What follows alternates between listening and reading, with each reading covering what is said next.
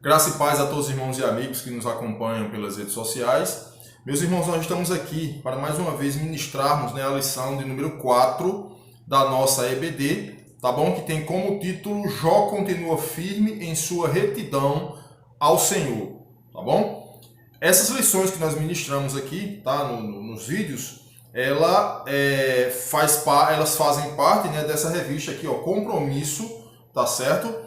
Os livros poéticos, Jó, Provérbios, Eclesiastes e Cântico dos Cânticos, tá certo? Então, nesse trimestre, nós estaremos estudando esses livros, tá certo? Começando, na verdade, pelo livro de Jó, tá bom?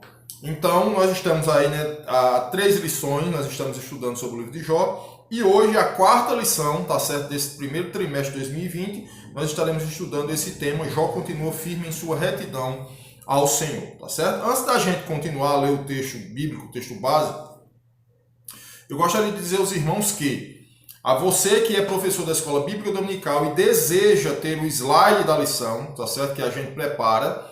Se você desejar ter o slide da lição, esse slide ele só está sendo publicado no nosso grupo Compromisso com a EBD lá no WhatsApp, tá bom? Se você desejar adquirir o slide, tá certo? Não tem custo nenhum. Você é só se cadastrar no nosso grupo, tá certo? Entre em contato com a gente pelo WhatsApp, tá bom? Que é 839-9924-9830. Ou se você desejar ligar, falar com a gente, é 839-9117-8811, tá bom? Você entra em contato, você deixa o seu número de telefone, o WhatsApp, a gente vai cadastrar você no grupo e você vai ter à disposição os slides de todas as lições, tá bom? E a você que, na verdade, é empresário, tá certo? Deseja nos ajudar a manter o nosso canal, tá bom? Você desejando que a sua marca, a sua logomarca, o seu logotipo apareça nos vídeos nossos aqui, no rodapé dos vídeos, tá certo? Você vai entrar em contato com a gente também, para que a gente possa, no menor tempo possível, a gente possa estar divulgando a sua marca aqui nos nossos vídeos, tá certo? Esses vídeos, eles são postados no Facebook, e também é postado no nosso canal Davi Pérez no YouTube, tá bom?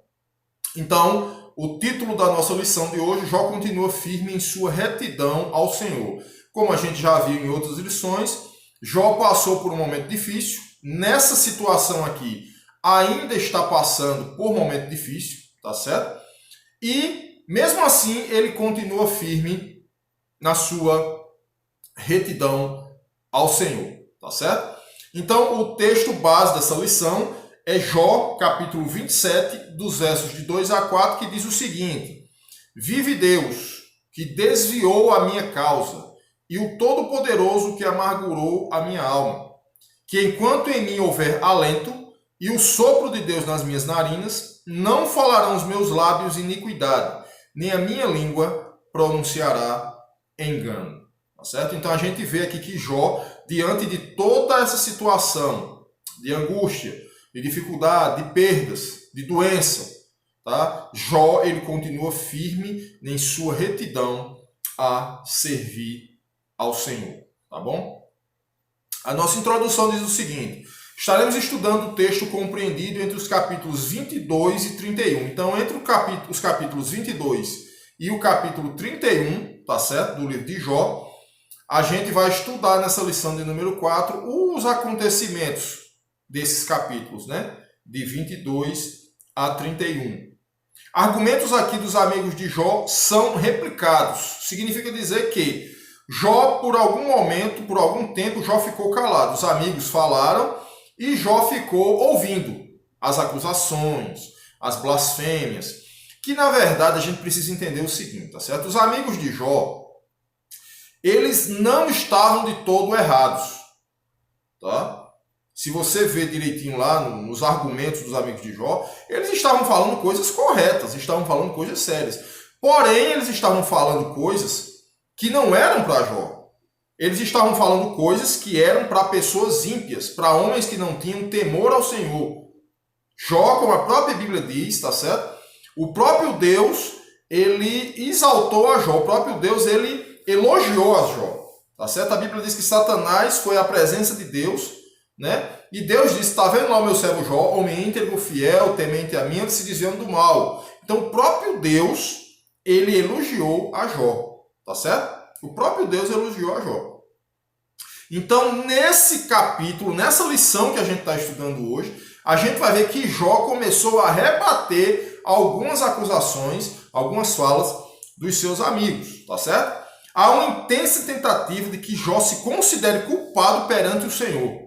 Os amigos de Jó, entendendo que Jó estava em pecado, eles insistiam que Jó confessasse o seu pecado, ou que Jó dissesse o seguinte, olha, realmente eu pequei, a culpa é minha, enfim. Existia uma intensa tentativa para que Jó confessasse a sua culpa perante o Senhor, que nesse caso aqui não tinha nada a ver, tá certo? Aí aqui, ó, lembram da passagem onde Jesus curou um cego, onde os discípulos perguntaram se o cego havia pecado ou seus pais para que ele ficasse daquela forma. Está lá em João, capítulo 9, dos versos de 1 a 3. Pois bem, né, de igual modo, nos nossos dias ainda se tem essa impressão. Quando alguma coisa dá errado ou temos alguma adversidade em nossas vidas, sempre alegam que é pecado. Isso é uma coisa incrível, tá certo? Se você estiver passando por um momento de dificuldade, se você estiver passando por um momento difícil na vida, geralmente as pessoas vão dizer é pecado. Geralmente as pessoas vão dizer que você tem culpa no cartório. Geralmente as pessoas vão dizer que é pecado que você não confessou. Nem sempre é isso, meus irmãos. Nem sempre é isso. Se vamos prestarem atenção, o autor da revista, o autor da lição está dizendo que nos tempos de Jesus já existia esse tipo de coisa. Né? Aquele cego, quando os discípulos chegaram diante daquele cego, perguntaram para que ele esteja dessa forma. Quem pecou? Ele ou seus pais? Quem pecou? Ele ou seus pais? Eles tinham em mente que aquele homem ou os seus pais tinham pecado para que ele estivesse passando por aquela dificuldade, por aquele problema. E Jesus, sabiamente, a gente pode até ler esse texto, tá certo? A gente tem tempo para fazer isso.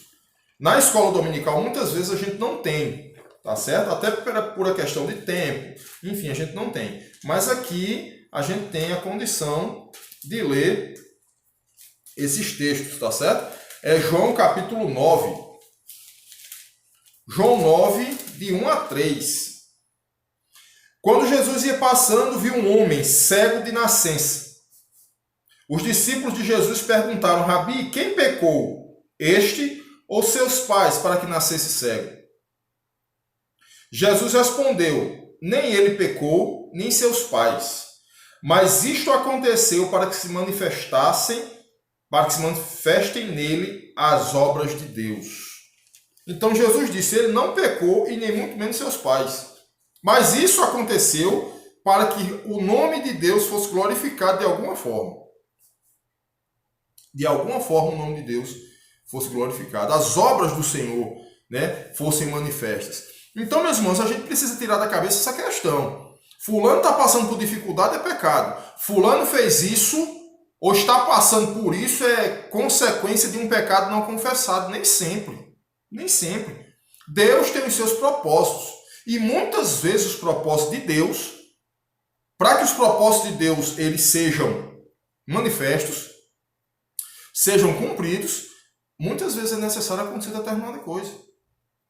Muitas vezes é necessário acontecer determinadas coisas. No caso de Jó, era necessário que aquela enfermidade, que aquela situação, ela acontecesse. Jó não teve pecado. Na situação lá, Jó não tinha pecado para que aquilo acontecesse. Mas mesmo assim aconteceu, porém tudo para a glória de Deus. Tá certo? Às vezes, como no caso de Jó, são circunstâncias desconhecidas, mas permitidas pelo Senhor. Tá certo? Muitas vezes, como no caso de Jó, são circunstâncias desconhecidas. Nesse caso, a gente só sabe as circunstâncias. Por quê? Porque a gente está lendo o livro. Tá bom? A gente está lendo o livro. Mas no caso lá de Jó, na pessoa de Jó, para ele eram desconhecidas, porém permitidas pelo Senhor. Lembrando que ser fiel a Deus não significa o quê? Imunidade a problemas. As pessoas diziam assim, não, eu sou fiel ao Senhor, não vou ter mais problemas. Grave engano. Impecabilidade ou algo do tipo. Não, eu sou fiel a Deus, eu não peco. Não, isso aí está totalmente fora de contexto, tá certo? Nós somos fiéis ao Senhor, nós estamos procurando fazer a vontade de Deus, nós estamos procurando acertar na vida. Porém, tá certo? Se nós continuarmos fiéis a Deus, continuarmos no propósito de exaltar o nome de Deus com a nossa vida, pode ter certeza, problemas vão vir, dificuldades vão vir, tá certo?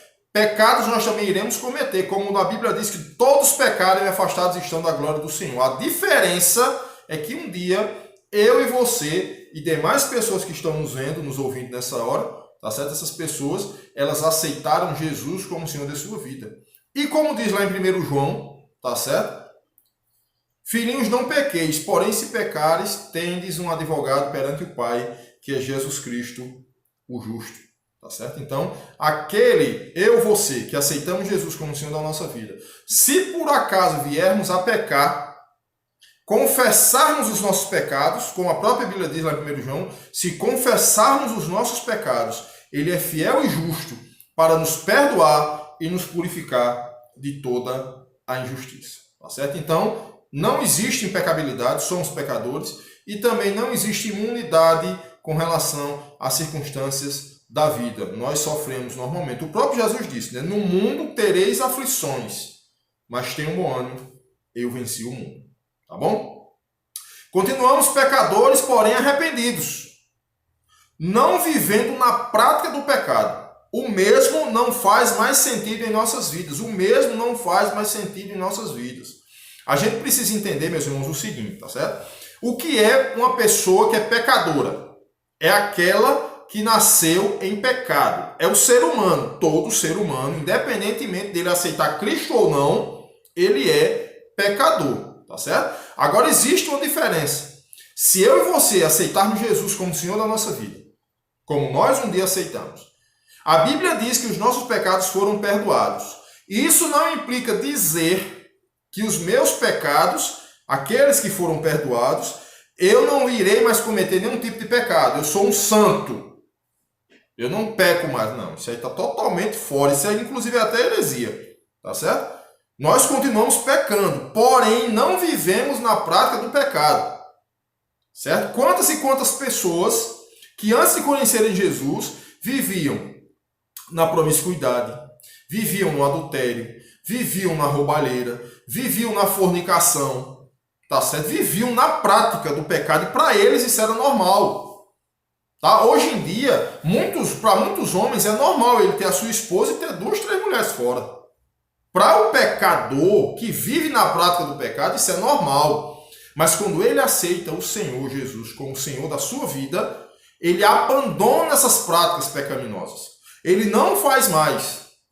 Mas, mesmo assim, continua sendo pecador. Porque a Bíblia diz que nós pecamos em palavras, pensamentos e obras. Por isso que é importante nós confessarmos os nossos pecados ao Senhor. Senhor, eu hoje tive ódio do meu irmão, raiva do meu irmão, do meu próximo. Me perdoe. Senhor, hoje eu olhei para uma mulher que estava se insinuando no meio da rua. Pecado, me perdoe. Senhor, a mulher pode dizer assim, Senhor, hoje eu olhei para um homem que estava se exibindo para mim no meio da rua. Tenha misericórdia de mim, me perdoe. Deus vai perdoar. Isso é importante. Deus hoje me deu aquela vontade de agredir fulano de tal. Deus hoje me deu vontade de chamar um palavrão, ou eu chamei um palavrão. Enfim, somos pecadores, mas não aceitamos mais viver na prática do pecado. É essa a diferença. O pecado não faz mais sentido. O pecado não faz mais sentido na nossa vida. Tá certo? Precisamos entender, meus irmãos, uma coisa. Analisem o que eu vou dizer a vocês para que vocês possam entender, tá certo? A Bíblia diz que existem 2 caminhos. Um que leva a Deus e outro que leva à perdição, ao inferno. Todos nós estávamos condenados ao inferno. Mas um dia Jesus veio, morreu na cruz do Calvário, sacrificou a sua vida, deu a sua vida pela nossa. e nos deu salvação. Tá certo?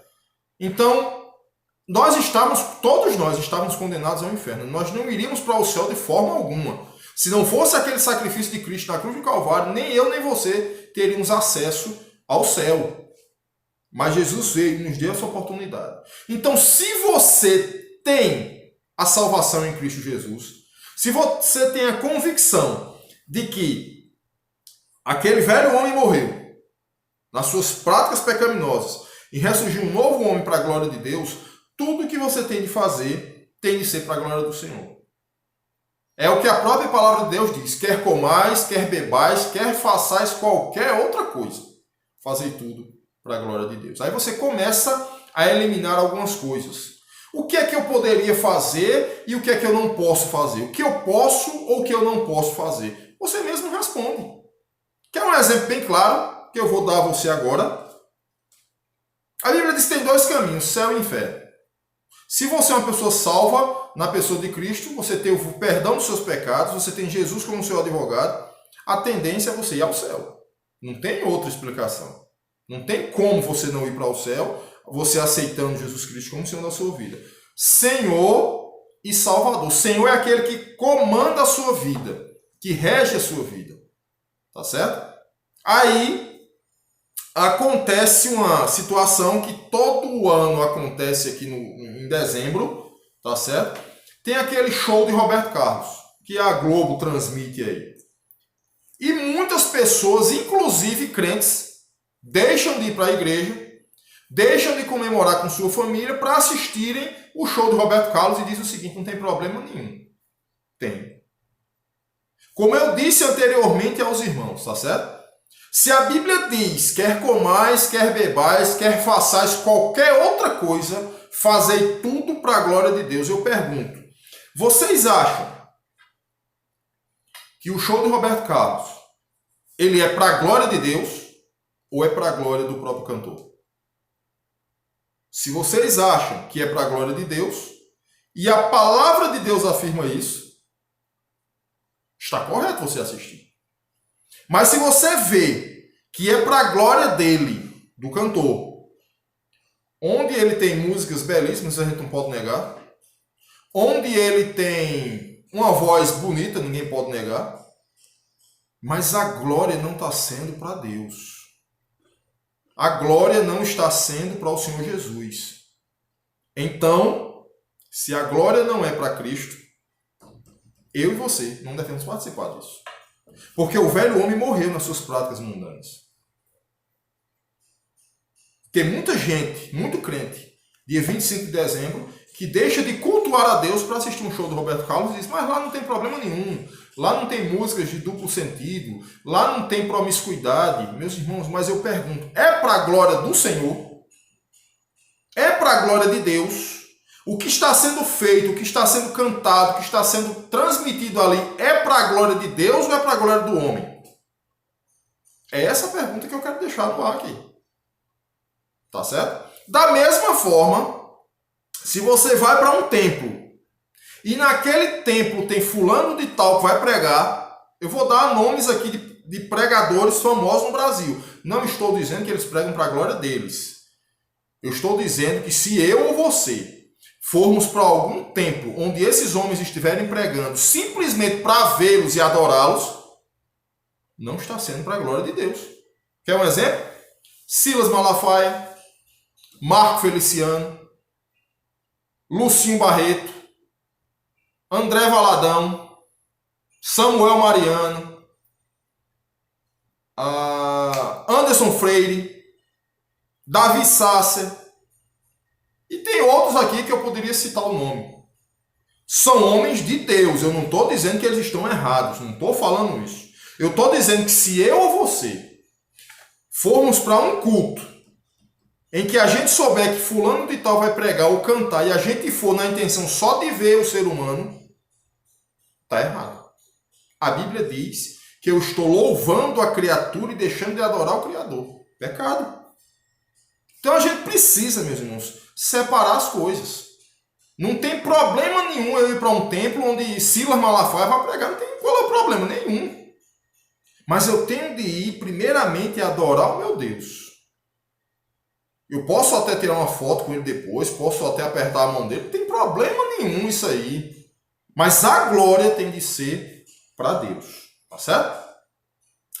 Em Jó 27, 2 a 4, Jó declara, que é o texto, né, que a gente leu, o texto áureo. Vive Deus que desviou a minha causa, e o Todo-Poderoso que amargurou a minha alma, que enquanto em mim houver alento, e o sopro de Deus nas minhas narinas, não falarão os meus lábios iniquidade, nem minha língua pronunciará engano. Ele quis dizer o seguinte: vive Deus, Todo-Poderoso, que me criou, que me fez, que me mantém, que me sustenta. Enquanto isso acontecer, isso significa dizer por toda a eternidade. Deus, ele é Deus por toda a eternidade, tá certo?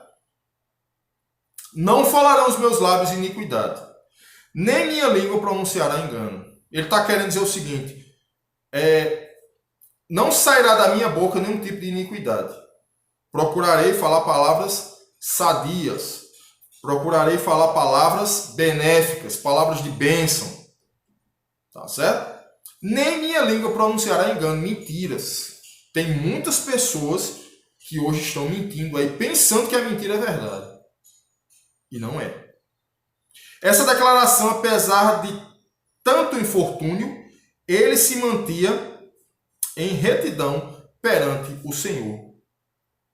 Tá certo? Nessa declaração, apesar de tantos problemas que Jó estava passando, tantas dificuldades que ele estava passando, ele se mantinha em retidão perante o Senhor. É isso que nós precisamos fazer. Significa dizer que, vou trazer para a nossa atualidade, tá certo? Se por um acaso eu estou passando por um problema financeiro, isso não quer dizer que por estar passando por aquele problema financeiro, eu vá roubar. Porque na minha casa está faltando comida, na minha casa está faltando pagamento de água e luz, na minha casa está faltando dinheiro para comprar um remédio. Não, eu tenho a liberdade de roubar porque eu estou precisando. De forma alguma. Você tem de começar firme e principalmente terminar firme. Ser fiel até a morte e dar-te-ei a coroa da vida. Não há respaldo algum para dizer assim, não, porque eu estou passando por determinada dificuldade, eu vou me desviar, eu vou roubar, eu vou matar. Um exemplo para vocês entenderem. Eu estou com um problema conjugal com a minha esposa. Suponhamos que isso estivesse acontecendo. Então, por esse problema conjugal que eu estou tendo com ela, por essa dificuldade, por essa briga que eu tive com a minha esposa, eu tenho o direito de procurar uma mulher fora. Não tem direito nenhum. O direito que você tem, o dever que você tem é de se reconciliar com sua esposa e viver com ela. Ponto final. Não tem porque acontecer uma adversidade na minha vida, eu vá resolver essa adversidade com um pecado. Tá errado. Não é por esse lado. Tá certo? Um fato é real. Quando o ser humano se afasta de Deus, busca argumentar que sabe mais ou que consegue se resolver. Terrível engano, pois jamais o Senhor será suplantado por suas criaturas. Jamais o Senhor será superado por suas criaturas. De forma nenhuma. É o que eu acabei de falar. Quando o homem está afastado de Deus, ele busca argumentar que sabe mais ou que consegue se resolver. Ele não busca o Senhor, ele não está diante da face do Senhor, ele não está aos pés do Salvador, mas ele acha que consegue resolver os seus problemas. Ele acha que o dinheiro que ele tem consegue resolver a sua situação. Ele acha que consegue argumentar alguma coisa e não consegue. A Bíblia diz, meus prezados irmãos, que nós somos trapos de imundície. Isso é uma coisa terrível, essa palavra é terrível.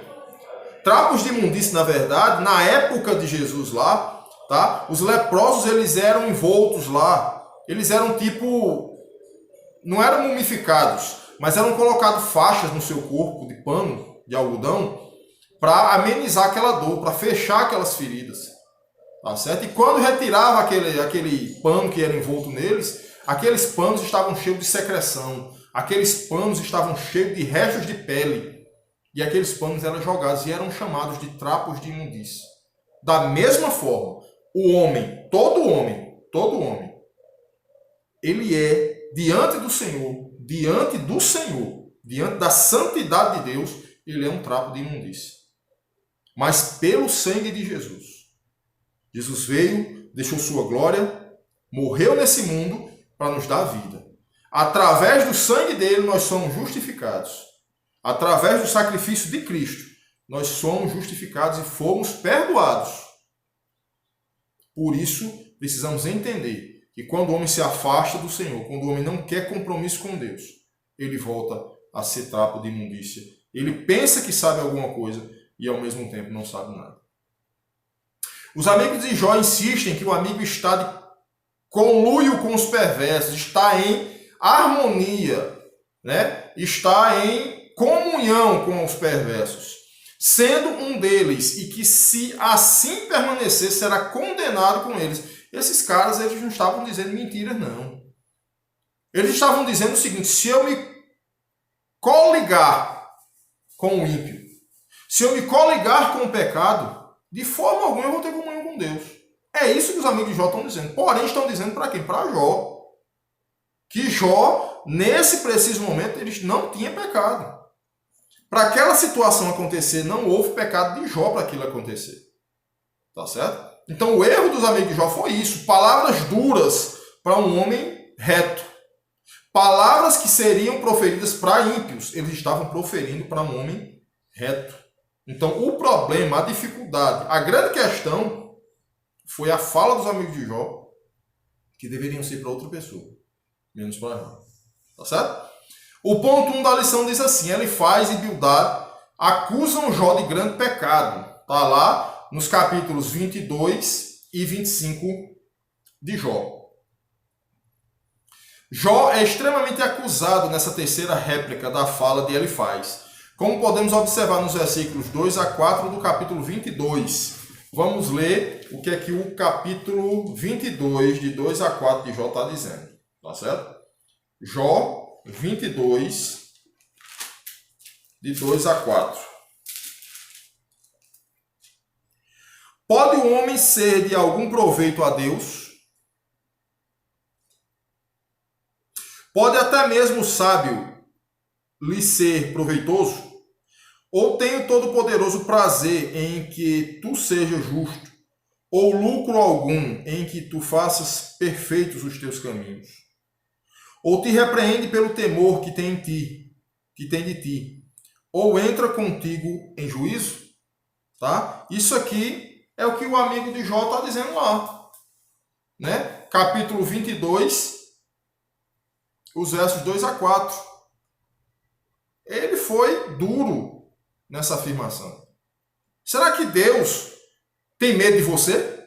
Ele que, em outras palavras, ele quis dizer isso. Quando ele diz aqui, ó, ou algum lucro em que tu faças perfeitos os teus caminhos, ou te repreende pelo temor que tem de ti. Deus tem medo de você? O amigo de Jó quis dizer isso. Ele faz, né? Jó 22, 2 a 4. Então, eles estavam falando verdades, porém não para Jó. Se Jó estivesse em pecado, se Jó tivesse cometido alguma abominação diante do Senhor, essa palavra estava correta. Mas Jó não cometeu. Impressionante é que este amigo Elifaz insiste em acusar Jó sem nenhuma fundamentação. Ele insiste em dizer: você está em pecado, mas não tem fundamentação para isso. Com base apenas em sua forma de pensar.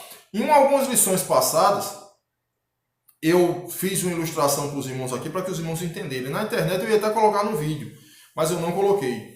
Na internet tem uma gravura em que tem dois homens, um do lado esquerdo e um do lado direito. E no meio deles, no chão, está desenhado lá o número 6. O camarada que está do lado esquerdo, ele está vendo o número 6. Mas quem está do lado direito está vendo o 9. Então, qual a moral dessa história? Muitas vezes você julga as pessoas pelo que você vê. Um dia eu fui para uma determinada igreja e ministrei a palavra do Senhor nessa igreja e tinha uma irmãzinha na minha frente que ela estava quieta, calada, não falava nada, aparentemente não glorificava a Deus. E no final do culto eu cheguei perto dela, né? E eu disse: "Ô irmã, a irmã está com algum problema, a irmã está tão triste." Eu, no meu coração, eu pensava que ela não tinha gostado da mensagem. Eu pensei que ela não tinha entendido a mensagem. Então, no final do culto, eu falei com ela e disse: "A irmã não entendeu a mensagem, a irmã entendeu o que Deus falou à igreja." Não, irmão, entendi, Deus usou o irmão poderosamente. Não, é porque eu vi a senhora tão calada ali, tão cabisbaixa, ela olhou para mim e disse assim, não, irmão, é porque faz 15 dias que eu sepultei meu filho. A maneira que eu estava vendo aquela mulher era uma maneira pensando que ela não tinha entendido a mensagem do Evangelho. Mas aquela mulher estava passando por um momento de dor e dificuldade, que só ela e Deus sabia. E eu não sabia o que era que estava passando. E julguei a irmã pelo modo de entender. Então, com base apenas em sua forma de pensar. O amigo Elifaz estava julgando a Jó pela sua forma de pensar. Eu acho que ele está passando por isso porque ele tem pecado. Mas não se aprofundou na vida do amigo. Não chegou lá para perguntar, meu irmão, aconteceu alguma coisa? Enfim, não. Já foram argumentando aquilo que eles estavam pensando. O que é um grande perigo de nossa parte, querer acusar o próximo mediante nossa avaliação. Mediante a nossa avaliação, a gente quer julgar as pessoas. E não é assim. Lembrando que a Bíblia diz que as obras da carne, elas têm de ser condenadas. As obras das trevas, elas têm de ser condenadas.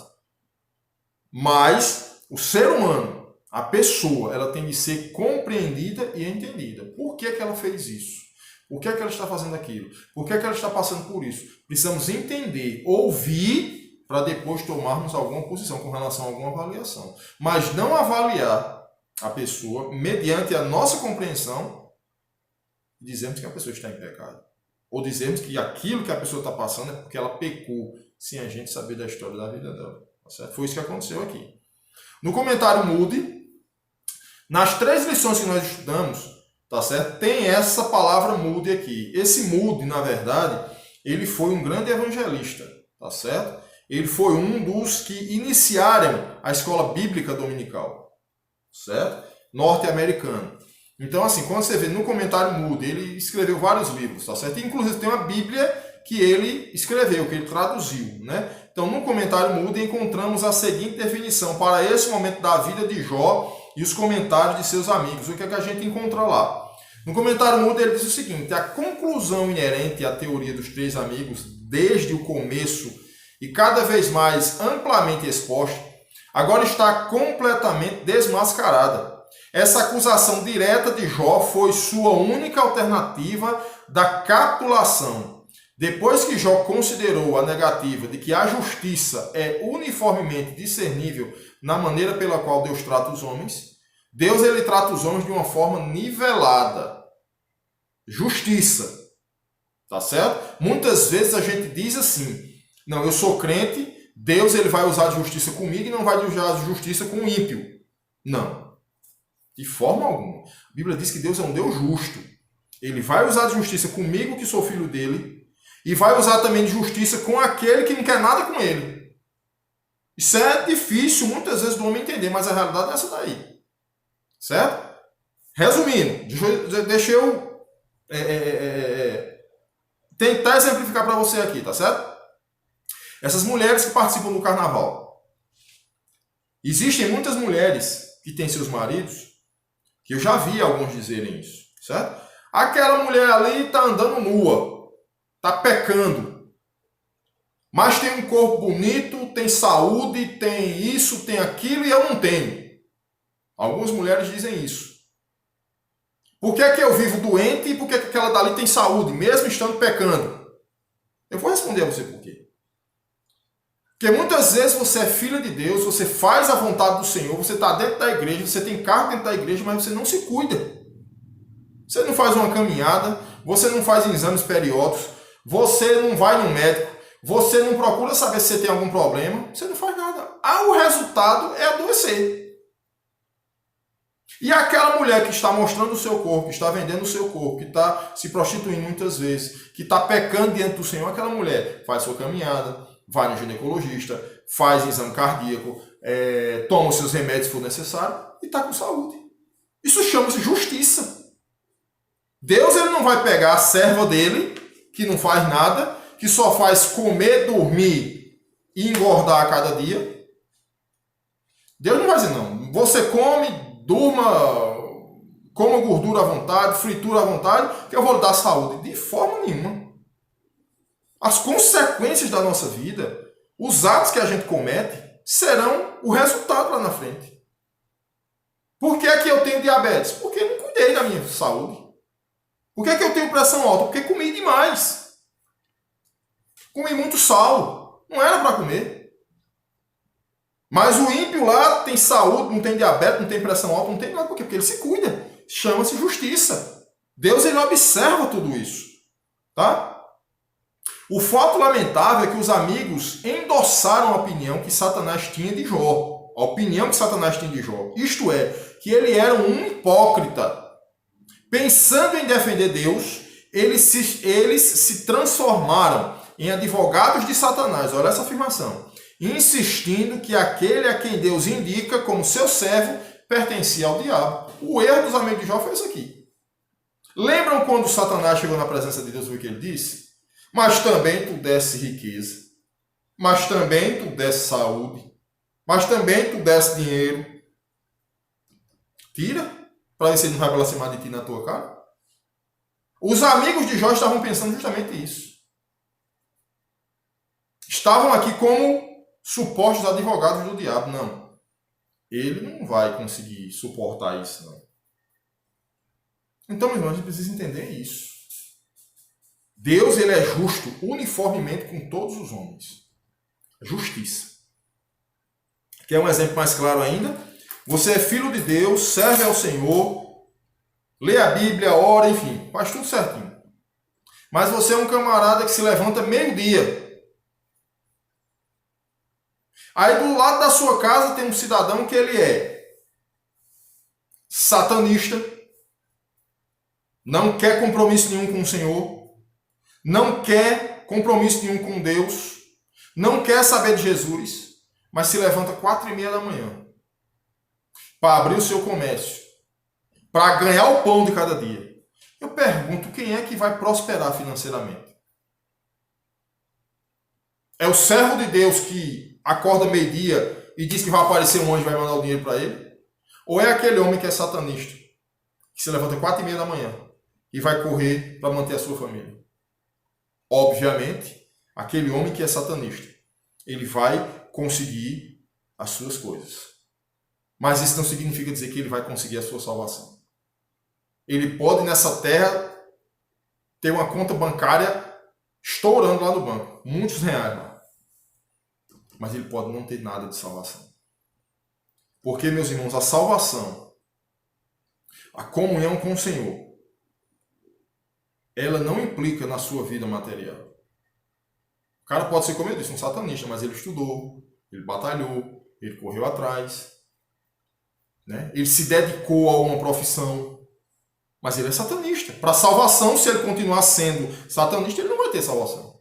Mas na sua vida material, ele corre atrás, ele busca, ele vai conseguir suas coisas, vai conseguir sua casa, vai conseguir seu carro, vai conseguir se manter, vai conseguir trazer a filha para dentro da sua casa. Ele vai conseguir, porque Deus é justo. A Bíblia diz, com o suor do teu rosto comerás o teu pão. Não está dizendo, com o suor do rosto do crente, o crente vai comer o pão. Não, ele está dizendo para os homens em geral. Com o suor do teu rosto comerás o teu pão. Trabalhe, busque, corra atrás, estude. Agora, se você não fizer isso, você não vai conseguir. Se você não trabalhar, você não vai conseguir sua comida, seu alimento. E é isso que a gente precisa entender. Ele faz quase 100 argumentos, incita a Jó que o mesmo deve se converter. A pouco vai chegar para um cara crente, servo de Deus, fiel a Deus, e rapaz, tu precisa se converter. Complicado, né? Mas ele faz, estava dizendo isso a Jó. Olha o texto de Jó 22, de 21 a 23, o que é que diz? Apega-te, pois, a ele, tem paz, e assim te sobrevirá o bem. Aceita, peço-te, a lei da sua boca, e põe as suas palavras no teu coração. Se te voltares ao Todo-Poderoso, serás edificado. Se afastares a iniquidade da tua tenda. Eles estão dizendo, você está em pecado. Você precisa se converter. É isso que eles estavam dizendo a Jó. E Jó não precisava se converter. Jó não precisava confessar pecado, porque isso não era necessário. Jó já tinha Deus como Senhor da sua vida. Seu desconforto com as palavras de Jó é claramente percebido, mas ele é deselegante e irreal com o amigo, como vemos nos versos 10 e 11, lá do capítulo 22. Por isso é que estás cercado de laços. e te perturba um vapor repentino, ou trevas em que nada vês, e a abundância de águas que te cobrem. Ele está dizendo para você não vai ter jeito. Você tem de confessar seu pecado. Mas ele foi claramente percebido, tá? O desconforto com as palavras de Jó é claramente percebido, mas ele é deselegante e irreal com o amigo, como vemos nos versículos 10 e 11. Jó disse, eu não tenho pecado, eu não tenho do que me arrepender. Mas ele foi deselegante e disse isso aqui. Por isso é que está cercado de laços. Por isso é que você está cheio de perturbação aí. E te perturba um vapor repentino, ou trevas em que nada vês, e abundância de águas que te cobrem. É sério isso aqui, viu? Para ampliar sua falta de argumentos, ele elabora uma lista de pecados e os atribui a Jó, como vemos nos versículos de 6 a 10, lá do capítulo 22. Diz assim, porque sem causa penhoraste a teus irmãos, vendeste a teus irmãos. E aos nus despojaste as vestes, retirou as vestes dos que estavam nus. Olha aqui a lista de pecados. Não deste ao cansado água ao beber, você não foi generoso. E ao faminto retivestes o pão, tirou o pão de quem tinha fome. Mas para o poderoso era a terra, e o homem tido em respeito habitava nela. As viúvas despedistes vazias, não prestaste atenção na causa das viúvas. E os braços dos órfãos foram quebrados. Por isso é que estás cercado de laços e te perturba um vapor repentino. Ele quis dizer isso, você cometeu isso, por isso que está vindo sobre você. Mesmo assim, a gente precisa ter cuidado com esses julgamentos, sem fundamento. Sem fundamento. Existem coisas que a gente vê a olho nu. Não precisa de muita interpretação para você entender o que o cara está passando. Mas numa situação dessa, o camarada abrir a boca e dizer isso aqui é um amigo que era íntegro e reto diante de Deus, é muito complicado. Jó, que era rico e poderoso, aqui é acusado de ter feito sua fortuna nas custas dos mais necessitados. Jó, que era rico, ele quis dizer o seguinte, você tirou as vestes dos necessitados, você roubou, você ganhou dinheiro às custas dos seus empregados, você é um mau patrão. De igual modo, Bildad nega que o homem possa justificar-se diante de Deus. Praticamente não tem mais argumentos para confrontar Jó. Eles ficaram sem argumentos para confrontar Jó. Eles não tinham argumentos aqui, não. Olha o que foi que ele disse. Então respondeu Bildad, está lá em 25 de Jó, de 1 a 6. Com ele estão domínio e temor. Isso é Bildad falando, tá? Ele faz paz nas suas alturas. Porventura tem número as suas tropas?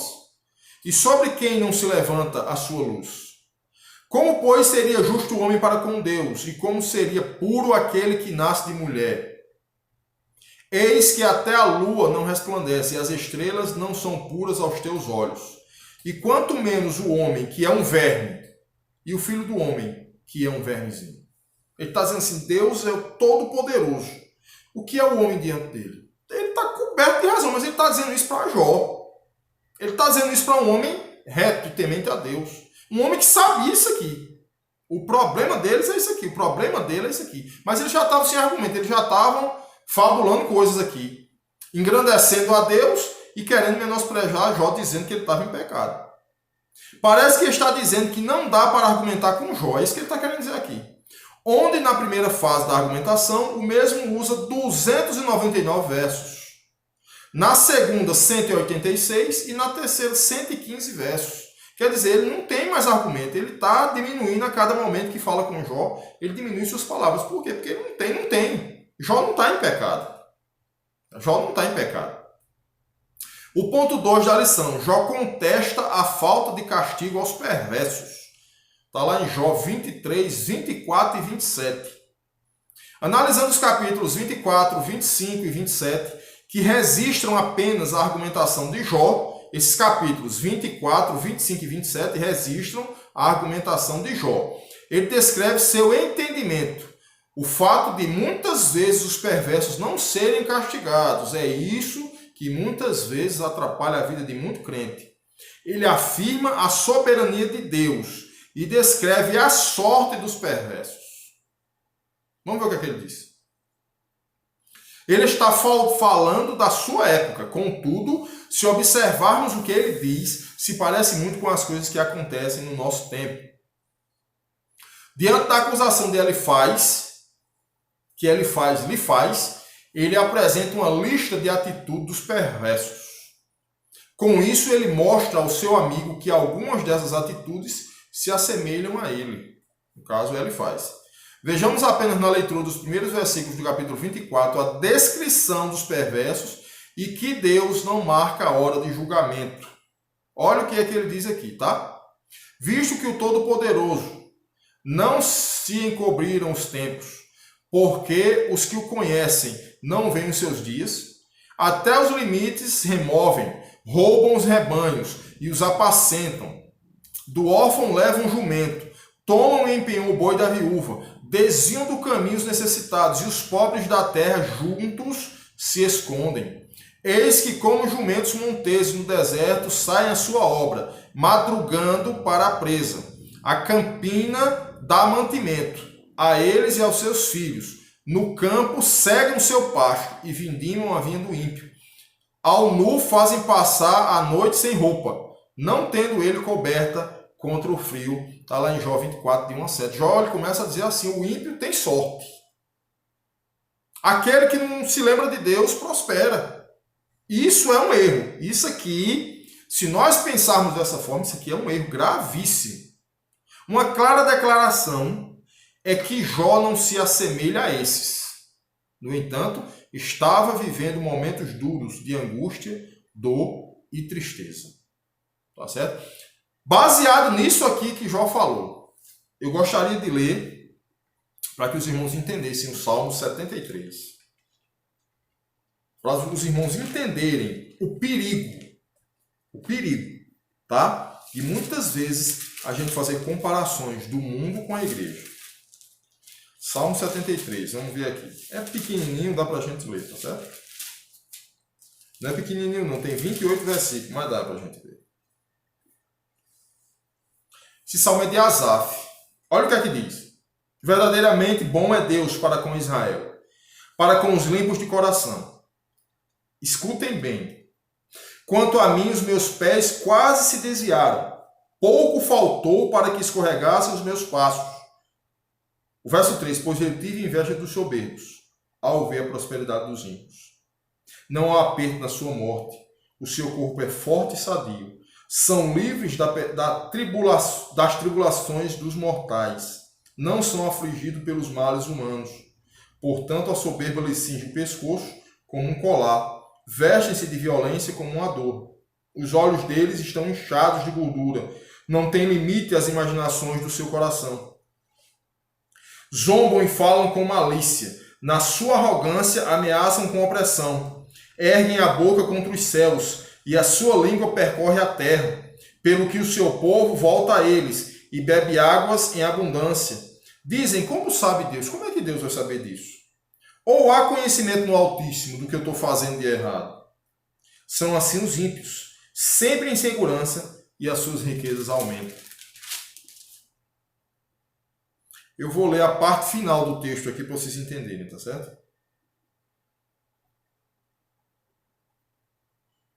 Deixa eu ver se eu acho aqui. Aqui, ó.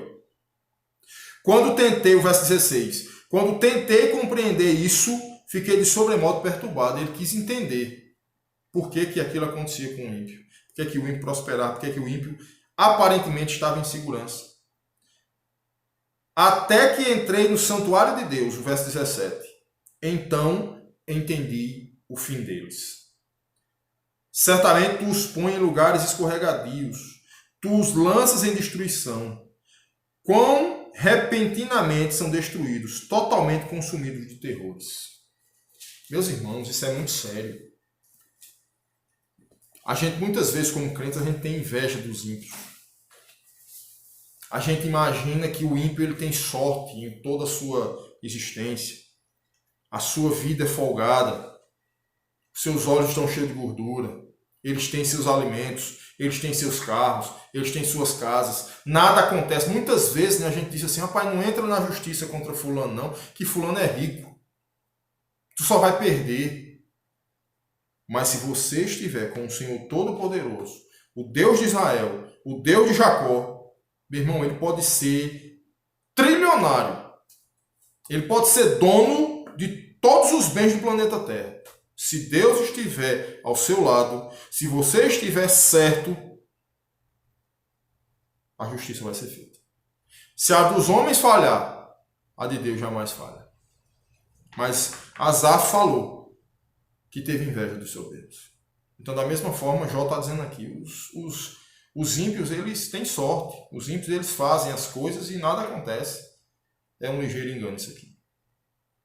Jó reafirma a soberania de Deus e fala de sua integridade. É o ponto 3, Jó de 26 e 28. Tá certo? Jó capítulo 26, 2 a 4 diz assim: como ajudastes aquele que não tinha força e sustentastes o braço do que não tinha vigor, como aconselhastes aquele que não tinha sabedoria e plenamente fizeste saber a causa, assim como era. A quem proferistes palavras e de quem é o Espírito que saiu de ti. Jó 26, 2 a 4. Com estas palavras, Jó rebate o argumento ralo de seus amigos, onde os mesmos desejavam que ele confessasse seu pecado e que o mesmo admitisse que sua situação era decorrente da falta de confissão. Com essas palavras, tá? Do capítulo 26, de 2 a 4 de Jó, Jó diz o seguinte: eu continuo temente ao Senhor.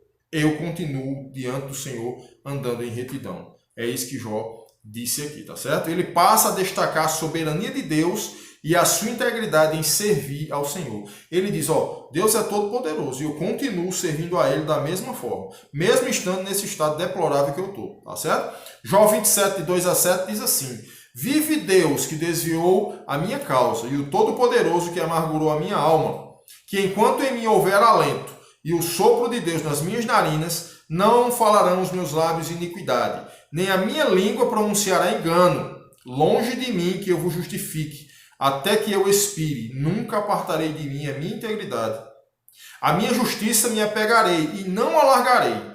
Não me reprovará o meu coração em toda a minha vida. Seja como ímpio o meu inimigo e como perverso o que se levantar contra mim. Está lá em Jó 27, 2 a 7. Ele quis dizer o seguinte: eu continuarei na minha integridade diante do Senhor.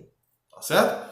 Esta é uma declaração de fidelidade, confiança e integridade ao Senhor. Esta deve ser a atitude de todos os cristãos de hoje. Nos capítulos seguintes, até o 31, ele faz uma espécie de autorretrato, lembrando dos tempos passados e desejando. O que é que ele deseja? Quem me dera ser como eu fui nos meses passados, como nos dias em que Deus me guardava, quando fazia resplandecer a sua lâmpada sobre a minha cabeça e quando eu pela sua luz caminhava pelas trevas. Está lá em Jó 29, 2 e 3. Ele quis, se voltasse aqueles tempos lá. Eu acredito que nesse momento aqui Jó se lembrou dos 10 filhos. Eu acredito que nesse momento Jó se lembrou de todos os bens que ele tinha. Eu acredito que nesse momento aqui Jó se lembrou de uma vida tranquila e de paz que ele tinha. Mas em nenhum momento aqui ele blasfemou contra o Senhor. Tá só uma lembrança da sua vida. Tá certo? Conclusão. Que, a exemplo de Jó, nós estejamos sempre dispostos a viver a declaração de fidelidade e reconhecimento da soberania do Senhor. Meus irmãos, que nós sempre, em qualquer circunstância da nossa vida, nós possamos estar firmes, inabaláveis. Problemas vão vir, mas o Senhor vai ser glorificado. Dificuldades vão vir, mas o Senhor vai estar conosco. Tragédias podem acontecer na nossa vida, mas o Senhor vai estar presente. Que a gente possa estarmos com a disposição de viver uma declaração de fidelidade e reconhecimento da soberania de Deus. Está ruim hoje, amanhã vai ser melhor.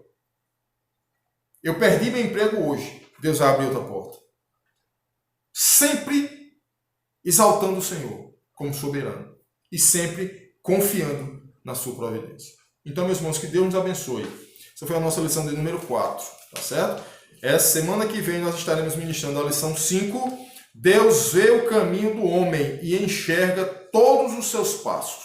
Essa lição vai ser muito proveitosa, muito boa, tá certo? Eu estou muito satisfeito que as pessoas estão, pelo menos eu estou acompanhando aí no YouTube, as pessoas estão visualizando os vídeos, vendo as lições e acredito também que estudando juntamente conosco, tá certo? Que Deus nos abençoe, que nós possamos ter uma vida que glorifique o nome do Senhor, que Ele possa nos abençoar.